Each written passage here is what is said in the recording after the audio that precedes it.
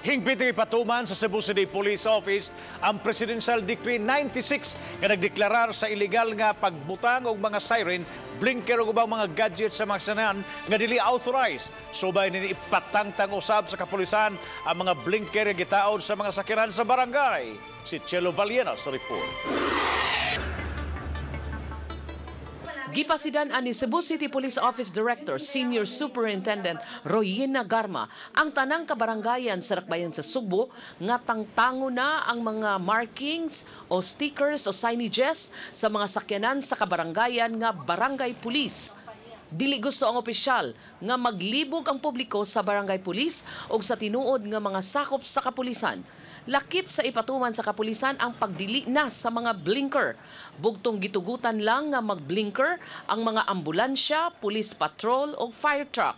Gawas ni ini gidid-an na usab si bisan kinsa nga kawani ug opisyal sa kagamhanan. Barangay vehicles are not allowed na mag-blinker. So nananawagan ako sa lahat ng barangay captain, remove your blinker before tayo makapahiyaan.